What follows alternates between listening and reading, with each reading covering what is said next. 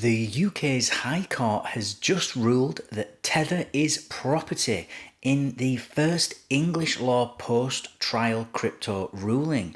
This comes just one day after a UK government bill aimed to clarify that crypto was personal property under property laws. Hi everybody and welcome again to another episode of Enter Crypto with me, Chris Kenyon. Now in today's video we've got a post-trial crypto ruling which basically says that Tether is now property. So it's not a currency like a lot of people thought. This is under, this is a precedent actually that's been ruled on by the UK's High Court. And so because it sets a precedent, it's likely that in future it's going to be property, seen as property as well. Now, what's interesting about this is that we had just last week, we had the UK government basically putting forward a bill to classify crypto in general as personal property. And but it left some questions around whether stable coins would actually be seen as property or whether they'd be a currency, or we don't know. But it looks like this is it's going to be treated as personal property from now on, because this will be the because in future cases they're going to be looking back at this and they're going to be saying, well, that's what this particular judge ruled in this particular case, so why wouldn't you be ruling like this now? So as always guys, let's jump straight into this article, see what it's about, see what we can learn, and then we'll comment after. So the UK's High Court has ruled that stablecoin Tether is property, the first ever ruling under English law on the treatment and status of crypto after a full trial. The legal status of Tether was a preliminary issue in a case brought by a fraud victim whose stolen crypto, which included Tether, was offloaded through various crypto exchanges after being put through crypto mixers. Tether attracts property rights under English law. This is according to the High Court of Justice Deputy Judge Richard Farnhill, and he said this on in a September the 12th ruling. The judge added that USDT was a distinct form of property, not premised on an underlying legal right, and can be the subject of tracing and can constitute trust property in the same way as other property. He noted a strong line of authority that cryptocurrencies are property from a 2019 judgment in the same court that wasn't made at trial. It was also consistent with the England and Wales Law Commission's position in a 2023 Digital Assets report marking them as property. The decision comes one day after a UK government bill would clarify that NFTs, crypto and carbon credits are things and personal property under property laws.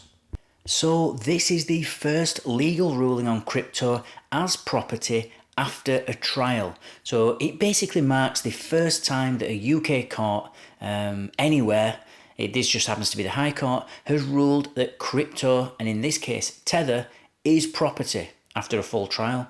And so this is actually a major milestone in legal precedent, as I said earlier in the video, and it demonstrates how courts are starting to formally recognise and deal with digital assets.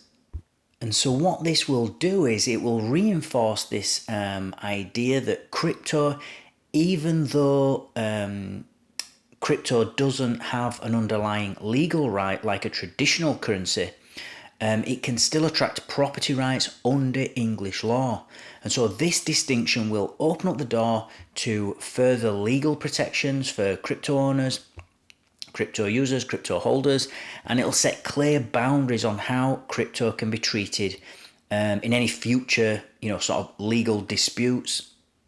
And I think this will have implications for fraud, things like fraud cases, theft cases, because the fact that the judge ruled that Tether can be traced and recovered in cases of fraud is particularly important, because for victims of crypto theft and fraud, it'll mean that there's now a clearer path to recover stolen assets through the courts anyway. If it's able to, they'll be able to deal with it from their perspective.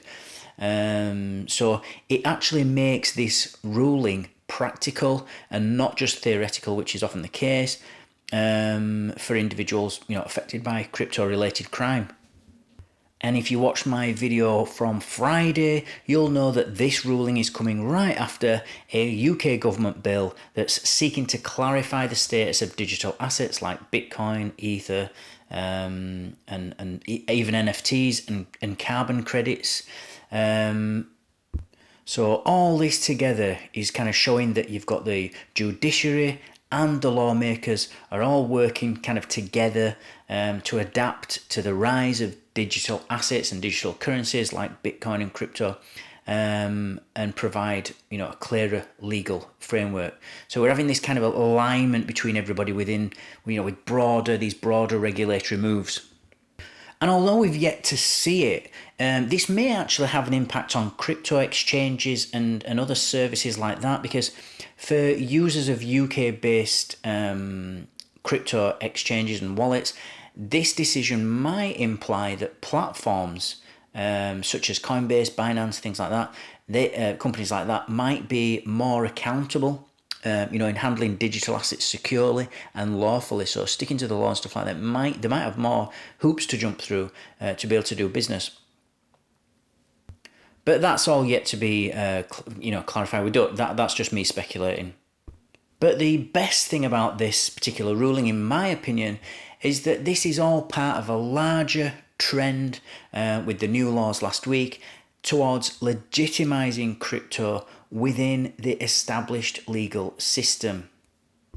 And this is great because this helps increase trust in Bitcoin and in crypto, and it leads to broader adoption in the UK by individuals like you and me, right up to institutional investors. And so on the whole, a really, really good thing. That's what I've got for you today, guys. Thank you for watching. Thank you for listening. Don't forget to like, subscribe, and click on that notifications bell so that you don't miss out on any future updates. And I'll see you all next time.